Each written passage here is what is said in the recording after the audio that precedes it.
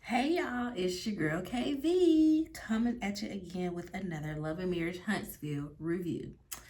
If you could tell, I got my ring light adapter. I found it, got it plugged in, so I don't have to look like I'm telling campfire tales anymore because it was disturbing me.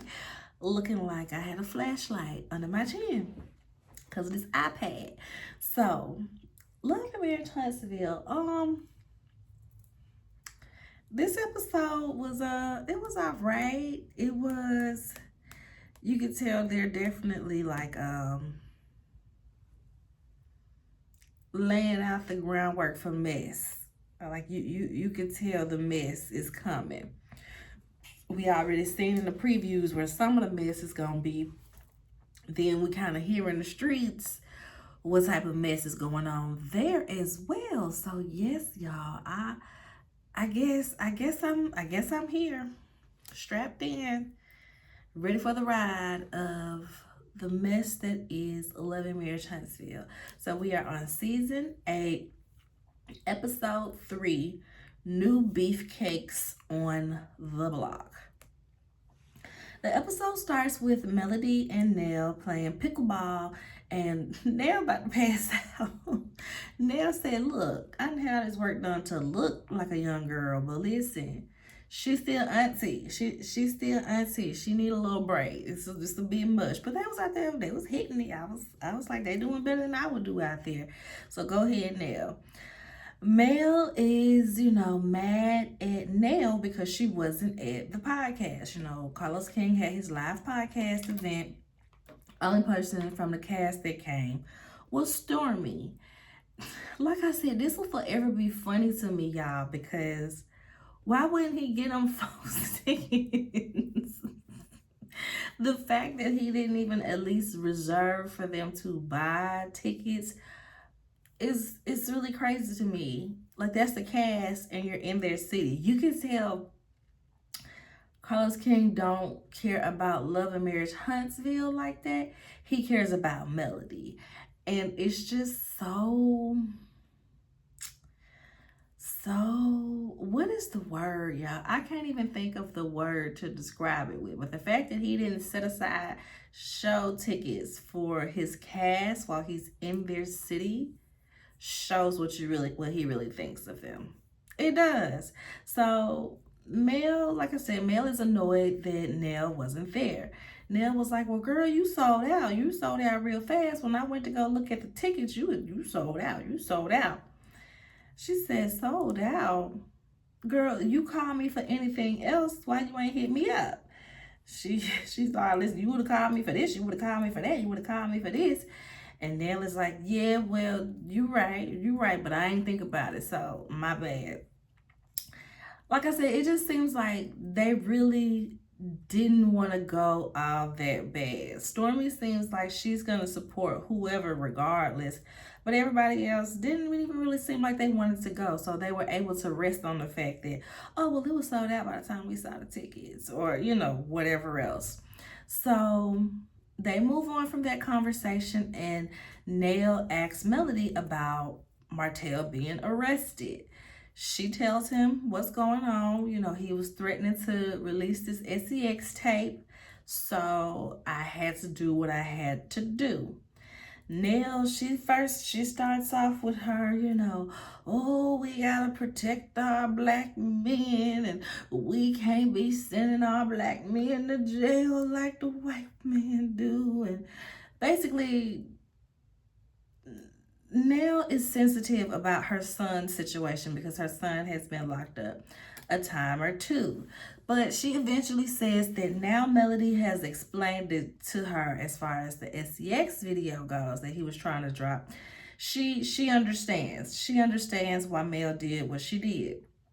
Next, they talk about how the stepdaughter, I'm guessing Lexi, because them and Lexi had got into it on the show, so I'm sure it just intensified afterwards, especially once everybody hitting up Lexi for her side of the story. Apparently, the stepdaughter did an interview on somebody's YouTube, and she said that Nell was a side chick. She said that her mama was still with her daddy when Miss Nell came in the picture. Nell is trying to explain herself. First, she says that she didn't know he was married, so she wasn't no side chick. Then she says, but he was getting a divorce, so yada, yada, yada. But it's like, okay, so how far were you into the relationship when you found out he was married? For you to be like, well, he was getting a divorce anyway. You know what? What's really the story? Was you a willing side chick out here? Was he fully separated? Okay, because if he was just barely moved out the house when y'all got together, uh, but if he had moved across the nation like Maurice did with Kiowa and met Kimmy, ain't nobody worried about him still being married. The fact that they be trying to hold that against Kimmy, like, this man is in a whole new state. He clearly did not plan on going back to his wife. But anyway, we talking about Nell and whether she is side chick or not. Mel, they finish up their conversation and Mel kind of touches back on the fact that, well, I'm still mad that you ain't come to the show. Nell just like, girl, okay. Melody is like, well, Tisha and Kimmy, they didn't come either, so I'm going to ask them why they didn't come. Yes, girl, ask everybody why they didn't come. Next, we see Stormy is out for lunch, and she has a new friend with her, y'all. The friend's name is Latricia. Latricia looks like she's scared to be on TV, okay? She looks like she is terrified of them cameras and what they're going to reveal about her. So it's going to be interesting watching how Latricia gets comfortable in front of these cameras and also seeing how she is when her dirt is revealed. So Latricia is a fitness girly. They talking about how she always working out so much so that she be doing 3 a days. She said it depends on how I'm feeling. If she mad, baby, she doing 3 a day workouts. She got to burn off that steam somehow. Stormy used to do her hair, and I guess that's how they know each other, or maybe that's how they got close, one or the other. She asks how Stormy's doing. They're talking about Stormy's son. She had her baby through IVF and she wants to have another child, so they're planning on going with a surrogate. She wants to do this because she had hemorrhaging problems with her son's chest, and Courtney is just really not for her trying to get pregnant again. I can't remember if he was the one that brought up having a surrogate or if she brought up having a surrogate, but he was like, that's fine, but you not getting pregnant again. My baby home. My baby home. But you not getting pregnant again. So Latricia then talks about how, she touches on, yeah, I see such and such in the gym. She just kind of mentioning some of the cast. I see Martell in the gym because, Destiny's always in the gym. I see Marcel in the gym. Oh, I see Tisha in the gym. And she asked me to train her. So Latricia is low-key asking Stormy for permission to train Letitia because I guess she know that they're not really cool like that right now. Stormy is straight up. This is why I like Stormy. Stormy is straight up. She was like, my problem not with Tisha. To be fair, our fallout happened like over time. It wasn't like she did something that I didn't like and we stopped talking. It happened over time. And she went even further and said, well, one could say that she has a good reason not to mess with me. I said, not one could say. One could say she has good reason to not fool with me because, I called her husband a B word. And I still think he a B. So, yeah, I stand on that. So if they got to mean our friendship, then they got to mean our friendship. But, yeah, her husband a B. That's how I feel. I still feel like that. So she's like, he was our problem. Me and Letitia was cool. I feel like that'll be your type of chick. I feel like y'all will get along good. Just don't let Marceau in the mix, okay? He consistently ruins her relationships with women. We see it happening. He consistently does this. He don't want Letitia to have nobody to call and vent to, nobody to tell her how she needs to stand up to her man, none of that. So he purposely and consistently cuts off those friendships with her female friends in one way or another. The fact that she doesn't see that and she doesn't take a stand, it's sad. It's sad because she just be sitting there. She don't have a cousin Her mama crazy. Who don't nobody need to go to Miss Wonder for advice. Miss Wonder got a husband and a boyfriend. That's the last person he want her talking to. So yeah, Tisha just be over there in her own little corner, in her own little chair, doing whatever Marseille say do. Okay? So yeah. Latricia's like, okay, cool. So I'll text her back. I'm gonna call her back. And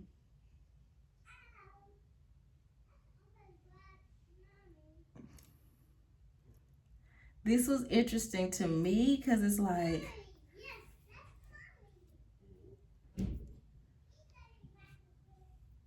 y'all hear my baby? That's mommy. It is, Pooh. It is your mama. It is you. So, I think it was interesting that Latricia was really asking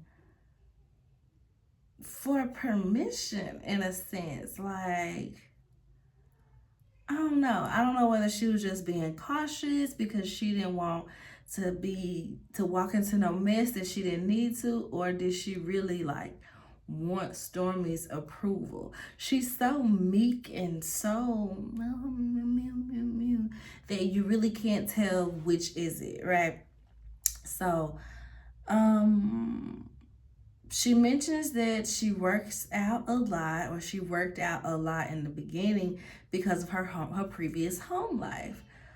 She was in an abusive relationship and she had a lot of steam to blow off. And, you know, Stormy says she calls the man, the ex-husband, Mr. from Color Purple because he had Mr.-like ways. I said, oh, now he was controlling and abusive. So she's got a new man now. Her new man's name is Ken, and he is a gym rat like her. Then Stormy and Trisha, they bond over, I gotta say like Marlo, they forming a bond over how they now have nice, calm men who don't create space for the women to be combative. They both kind of gave examples like, I be wanting Ken to say something crazy to me so I can pop off and reply like this, and he don't, and I'm like, what are you doing? Stormy said, girl, I feel you. Courtney the same way. I be mad and he not giving me that space to argue because he not being combative, and I be outside stabbing grass. I said, stabbing grass? I ain't never heard about that one. I ain't never thought about stabbing grass, y'all. But if I knew about stabbing grass years ago, I would have a lot less broken dishes on my hands. I'll just say that. I'd have a lot less broken glass on my hands if I knew about stabbing grass. Huh, crazy. So they talking about the men. They're talking about how they need to go on a double date. And apparently Latricia and Courtney, Stormy's husband, went to high school together. So she's like, is he like that in high school too? And da-da-da. They having them a good little time. You can tell that they're really friends. And we find out that they're really friends later on.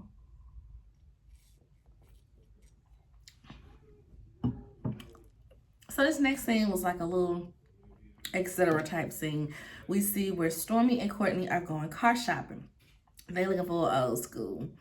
They in there talking about, well, this the type of car that Lincoln was assassinated in, and da-da-da. Ain't Lincoln? That Lincoln? Oh, okay. Then they in their confessional, and she talking about she think Lincoln cars were named after Abraham Lincoln. And I'm just like, what is going on here? It was just very random of them, and he just looking like he embarrassed. They want another little boy. They talking about, you know, the surrogacy, because they like, oh, you know, a baby making back seat. Basically, it wasn't a lot of room in that back seat. We'll have a good time back there making a baby. But they just being silly because they both know that they plan on going the surrogate route. So they're talking about how they want another little boy, but the last embryo that they have is a little girl. It's a girl. So she's talking about how she'll have to do the IVF process all again. I guess. I guess it's her body and her money. But if it were me, we finna unthaw that little girl and pop her in somebody and pray and stick. I ain't finna go through that IVF process all over again if I don't have to. But Stormy's thing is, she's getting up there in age. I think Stormy is a few years older than me. She might be like late 30s. So which makes sense if she wants to get IVF, because this will be the time to do it. You don't want to wait until something bad may happen, as far as, the baby not making it in the surrogate. You don't want to wait till that happens and then try again. And also, if they want more than 2 children, it would just make sense for her to go ahead and do the IVF process again. Dear Lord, I'm good with my one and done, and I am so very grateful I was able to get her done the natural way, because giving yourself them shots every day, I hear the egg retrieval process is very painful. It just seems like a whole lot, and it's expensive. I was literally just we recorded our rest of our season 5 for Hood Health Report this past weekend, and one of our episodes was on women's reproductive rights, and we were talking about IVF with the whole ruling that happened recently. And I was like, that stuff is so expensive, and you just gotta hope that your body prepares enough eggs during that IVF cycle. Because if it don't, you gotta do them shots all over again. I'm just like, ooh, it is stressful. Who have we seen on TV? I feel like we've seen a few shows where women have been prepping themselves for the IVF cycle. Real Housewives of Potomac, we definitely saw Candace giving herself shots, and I feel like they said I feel like I remember her saying that she had to go through the egg retrieval process twice, because the first go round, I guess she was stressed about the album and trying to tour and trying to make sure that her music got out there, that she, her body didn't perform like she wanted it to. So she had to do it twice. I feel like we saw Aneka doing some shots for IUI. Women Who List, was that it? Was one of the girls doing IVF on there? Or was that we saw something online? I think we saw something online. But it was a couple other shows I feel like I remember where we literally saw the women giving themselves shots for the IVF process. So she's sad about it. She wants another baby, but she's sad that it would have to be through a surrogate, because she's like, she wants to be able to breastfeed again. She said, that's when I was like deep in my mothering bag, was when I was able to breastfeed. I'm different. I pumped. I breastfed through a bottle, okay? I didn't need to have that baby attached to me like that. Every time I see breastfeeding babies, it's like they are so attached to their mamas that their mama can't leave the room without them screaming, hollering, fussing. So I breastfed for a year, but I pumped and put it in a bottle and gave that bottle to her daddy half the time and went and did what I needed to do. So Courtney is just like, well, I'm glad about that part. She was like, you glad? Why? Stormy has this, not necessarily damsel in distress act per se, but it's like it toes the line of that sometimes, where she acts helpless or clueless so that he can over-explain things. So she's like, why you say that? He like, well, I want to feed the baby too. You wanted to feed the baby too? Oh, I didn't know that. Okay, girl. But no, I feel him on that, because my husband was the same way. He was worried about, well, if you breastfeed, how I'm going to feed her, how I'm going to bond through them times. And I was just like, okay, I didn't know it was that serious, but it's a good thing, because that means the man wants to be thoroughly involved in rearing that child. Amen to those men. So she tells him about Latricia and the double date they're gonna have with her and Ken. She said, maybe we can go to the gym. He said, no, we ain't going to the gym. They work out too hard. They some bodybuilders. We can play spades or something, but we ain't finna go to the gym with them. But if we play spades, we gotta win. Okay, we gotta win. So the next thing, we meet Latricia's boyfriend. She's been married before. She's got 2 kids. He was in a serious relationship before, and he has a stepdaughter that he still cares for from that relationship. So she mentions that they kept their relationship a secret, and Stormy had mentioned it in the scene with them as well. How, one day she just saw her pop out with this man, and she's like, "Who it is? Hopper, who this man?" And she says that Latricia says that she was married for so long and didn't really want to deal with the questions of people being like, "Who's that? That's not your husband. Y'all broke up. What happened?" But girl, word on the curb is that Latricia was cheating on her husband with Ken, and that's why it had to stay a secret. But that's just what the street's saying. We don't know this for sure yet. We don't know this for sure. So she's telling him about how she met up with Stormy and was asking about Tisha. She still seems a little bit unsure. So she's like, should I get to know her or should I just like train her and get it done? He's like, well, get to know her. Don't go off of what people been saying or what people say in the street, because we all got skeletons, so don't take nobody else's word for somebody else's character. She said, yeah, we all got skeletons. I got 2 closets full of them. So she's like, okay, well, I hear you. I'm going to train her. And he's like, yeah, because I like Marcel. Marcel. He called him Marcel. I like Marcel. Da, da, da, da. And yeah, they're just kind of talking about the couples at that point. Ken asked if Stormy had asked about him. She asked about me. Latricia says, well, she did kind of mention the change in me. She sees that I'm happy. So, yeah, in a roundabout way, she asked about you. I'm like, no, girl, she straight up asked about him. So they're talking about how they plan to get married again. She jokes with him because apparently he was saying that he would never get married again or whatever. And, he changed his mind. He said, because you the right one. So I got to do the right thing. So it is what it is. He's like, well, is Stormy going to be in the wedding? She said, of course. I was in hers. And he said, yeah, because I'm going to have Courtney in mind. Like, Courtney going to be in the wedding too. He says they're going to have a big wedding because they have a lot of family. So it's definitely going to be over 100 people. I'm like, oh, they got money. Big weddings is expensive, y'all. It's expensive. So the last thing we see is Mel, Tisha, and Kimmy. They meet up at this cute little like plant potting place. It looked real cute. Tisha's talking about how the whole family went to South Africa.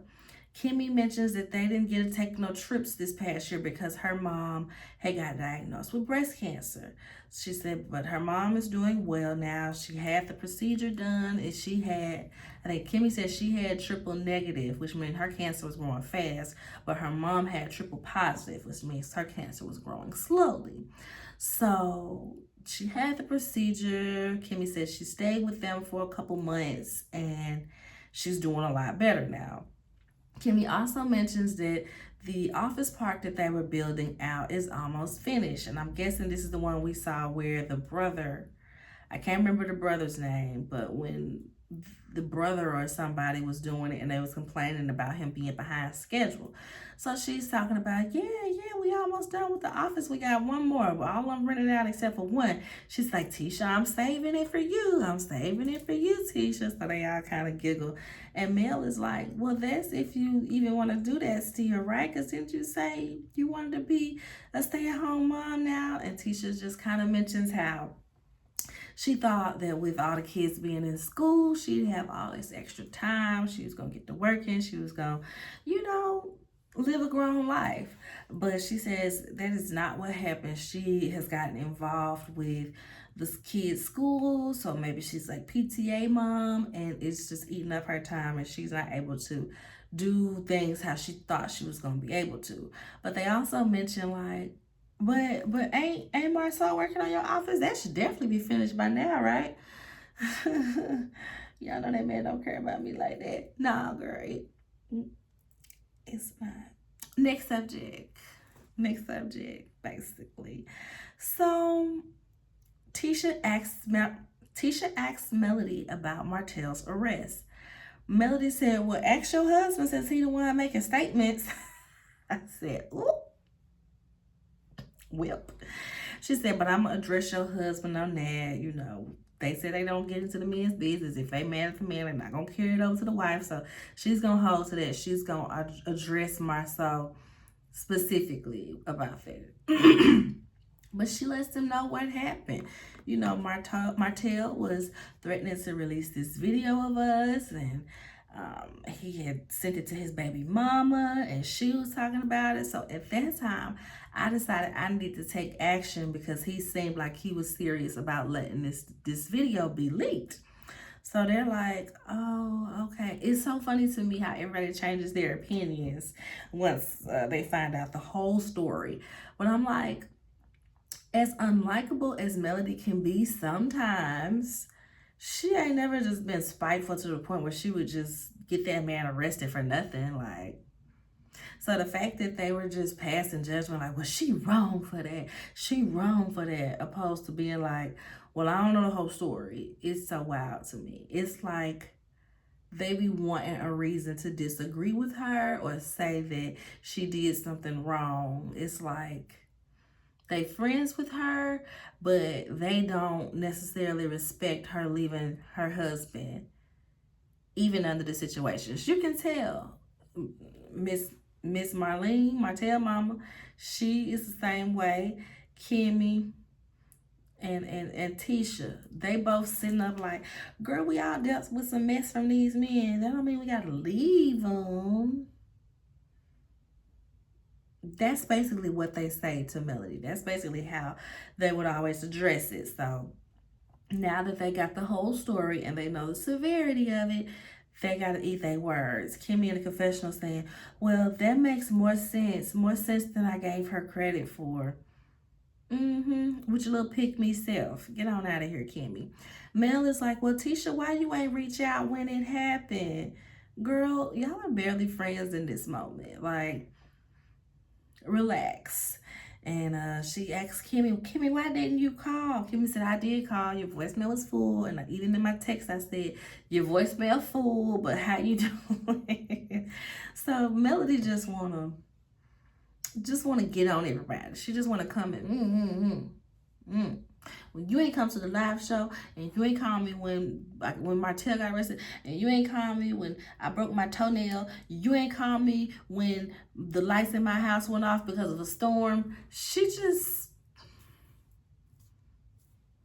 It's like she's that friend who decides when they need a lot of attention, but then will decide that she don't want none of your attention and will completely cut you off at the drop of a dime.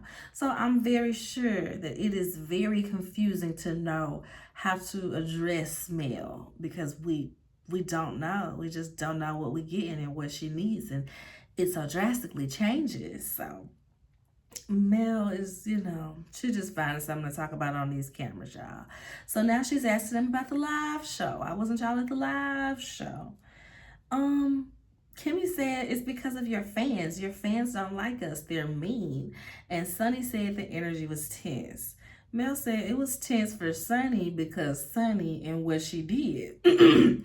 She deserved that smoke. That ain't got nothing to do with the fans. Y'all would have been fine. Tisha in the confessional saying, well, like, if I don't get a personal invite, since I was thrown out of your last event, I'm not coming unless I get a personal invite. And I'm like, I feel you, but I don't at the same time.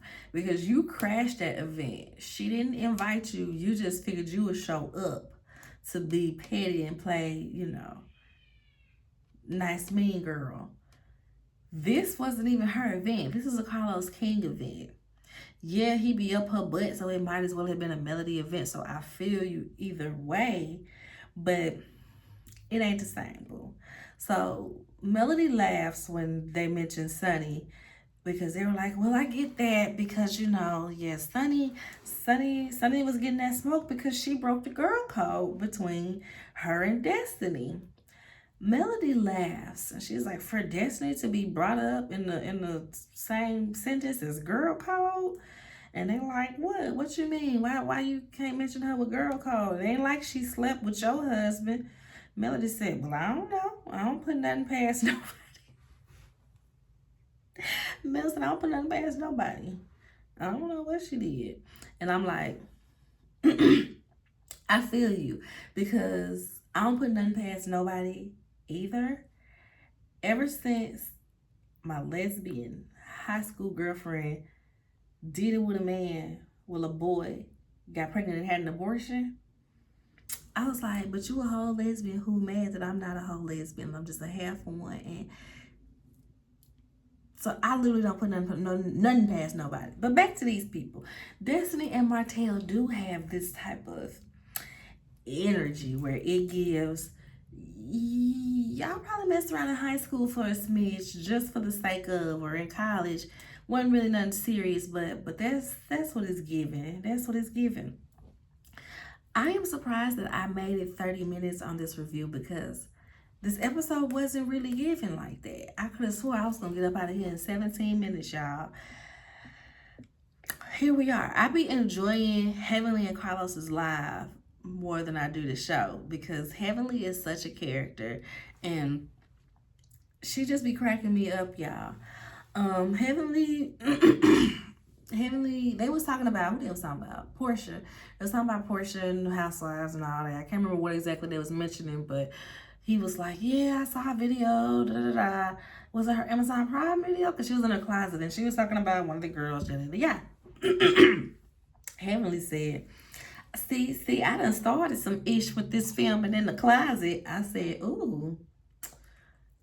You might have done that. Was anybody else filming in their closet before Heavenly? Not anybody I was watching, so they had me cracking up. So they started talking about Love and Marriage Huntsville, of course, and Heavenly brings up the SEX tape. And she said, oh my goodness, like, people really be making tapes? And Carlos King talking about, I mean, yeah, I done made a few tapes, but you're supposed to delete them right when you finish doing what you do and you watch it at one time and you delete it. She said, I feel like, yeah, I see why she got him arrested now. I feel like I should get the sex tapes in the divorce. Other crazy stuff was like, well, why Coleslaw got the video? Why was she watching it? Was they watching it trying to get warmed up? Like, yeah, baby, this my ex. This how I like her to do it. So I want you to watch. I said, oh my God, that would be awful if that's why. That would be so awful. But she tells him, you know, you need to tell me about Destiny getting arrested. She talking about Destiny getting arrested. He said that people call it love at the lockup Huntsville or something. love in Huntsville after lockup. They be cracking me up, y'all. Heavenly went in on Destiny so bad, and it wasn't even like a angry going in. It was like a messy Heavenly, I got questions going in. She was just like, I mean, what the people saying she homeless? So she was homeless? Well, if she homeless, Carlos came like, she wasn't homeless. Well, the people said that the baby daddy, the ex-husband, put her out, and why the baby daddy leave her? They said he left her at 3 months. So what happened? Was the baby not his? So Moses the baby daddy? Heavenly was just doing the most. Carlos King just grabbed, I think it was a Louis bag, and just put the Louis bag over his head. He said, I can't deal with you, lady. I can't deal with you. You finna have me in trouble. Cracking me up, y'all. She's talking about, you know, just she be doing the most. She be doing the most. But I be here for it sometimes. She talking about how she ain't really got no filter. If she got a question, she just gonna ask it.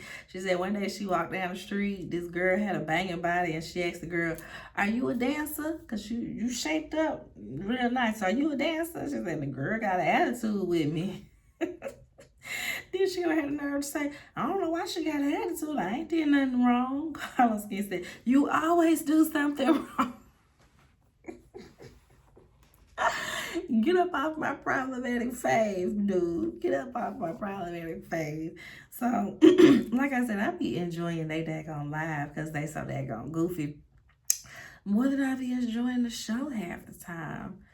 The show be having like a good, and this is all the reality shows at this point, except for Summer House. Summer House keeps me entertained in one way or another. But like Real Housewives of Potomac and the last few seasons of Housewives of Atlanta, Love Marriage Huntsville, it's just like it be easy coasting. It be real bland. It might give you one little nice moment where you gotta be like, now wait, what they say? And rewind it a little bit, but other than that, I can just have that joint playing in the background while I'm getting ready for work or while I'm cooking and be perfectly fine, not sitting there watching. It's undivided attention tuned in. So, yeah. But that's it for this review, y'all. Love and Marriage Huntsville. Make sure y'all like the video, thumbs up me, baby, and subscribe to the channel if you haven't already. Share the video with a friend.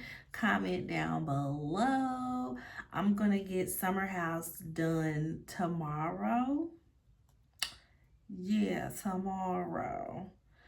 So be on the lookout for that one. That's all, y'all. Bye-bye.